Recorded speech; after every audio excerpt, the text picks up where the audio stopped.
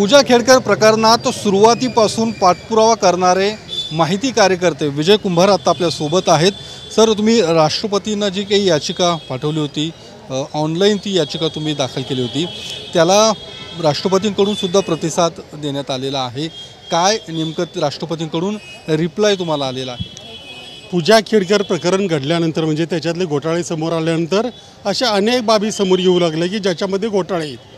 त्यामुळे मी राष्ट्रपतींना एक पत्र लिहिलं होतं, याचिका केली होती की पूजा खेडकरसाठी अनेक प्रकरणं आहेत, अनेक लोक खोटी सर्टिफिकेट देऊन सेवेमध्ये घुसलेले आहेत, त्यांनी पदोन्नती मिळवलेली आहे। तर या सगळ्याची फक्त पूजा खेडकर ही एकटी नाही, आपलं पूजा खेडकरची वैर नाही तर त्या सिस्टीमची वैर आहे। त्याच्यामुळे एका सिटिंग जजची कमिशन नेमून ह्या सगळ्या भारतातल्या जेवढ्या काही स्पर्धा परीक्षा आहेत त्यांच्यात जे काही खोटे सर्टिफिकेट दिलेत, बनावट सर्टिफिकेट दिलेत, त्याची चौकशी करावी आणि त्यांना शिक्षा करावी असं मी म्हटलं होतं। तर त्या आधारे आता काल राष्ट्रपतींनी मला पत्र पाठवलं आहे की म्हणजे त्यांनी पत्र पाठवलं आहे कार्मिक मंत्रालयाला की हे विजय कुंभार यांनी केलेली याची काही स्वयंस्पष्ट आहे, त्याच्यामुळे याच्यावर ॲक्शन घ्या आणि विजय कुंभारांना कळवा असं त्यांनी ते पत्र दिलेलं आहे।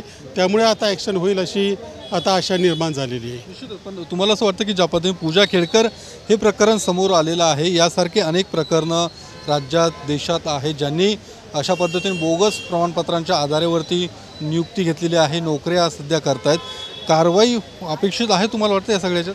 कारवाई अपेक्षित अशासाठी आहे की सुरुवातीला DOPTने या विषयावर जे प्रेस रिलीज काढलं त्याच्यात म्हटलं की असे 15,000 आम्ही डॉक्युमेंट तपासले आणि एक पण नाही निघालं, आणि त्यानंतर लगेच गुजरातच्या 7 लोकांवर कारवाईचे आदेश काढले। म्हणजेच कुठेतरी पाणी मुरतं आहे। केवळ ते सगळं रफादफा करण्याचा प्रयत्न केला, परंतु आता शक्य नाही ते, कारण लोकांचं लक्ष आहे, विद्यार्थ्यांचं लक्ष आहे, विद्यार्थी त्याच्याकडे बघतायत आणि विद्यार्थ्यांचा एकूण सिस्टीमवरचा विश्वास उडत चालला आहे। त्यामुळे आता त्यांना ही कारवाई करावीच लागेल।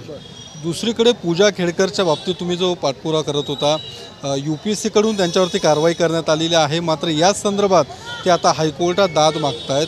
त्या सध्या अजूनही फरार आहे, ते अजून कुठे समोर येताना दिसत नाही आहे। काय वाटतं तुम्हाला, या सगळ्या याच्यात कारवाई होईल?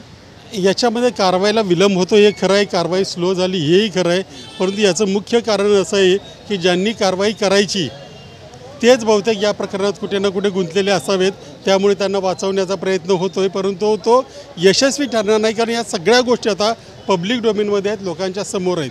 त्यामुळे जरी कुणी किती प्रयत्न केले तरी याच्यामध्ये कारवाई ही करावीच लागणार आहे। या सगळ्या याच्यामध्ये पूजा खेडकरला कोणी पाठीशी घालते किंवा त्यांच्या सगळ्या, कारण घरच्या निश्चितपणे घरचे तर घालणारच, तो त्यांचं कर्तव्य आहे, परंतु ज्यांनी त्यांना मदत केली त्यांना आता त्यांना वाचवण्याशिवाय दुसरा पर्याय उरलेला नाही, म्हणून काही काळ त्या मदत करत राहतील, परंतु पुन्हा या संपूर्ण जी काही न्यायिक प्रक्रिया आहे त्याच्यासमोर त्यांना सरेंडर व्हावंच लागेल। धन्यवाद सर।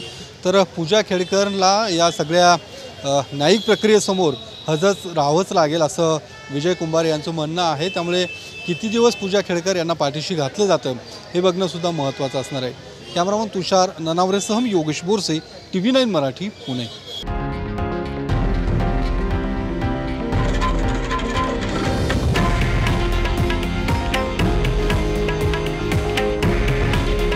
हे आहे देशातील नंबर 1 न्यूज नेटवर्क आणि आपण पाहत आहात TV9 मराठी।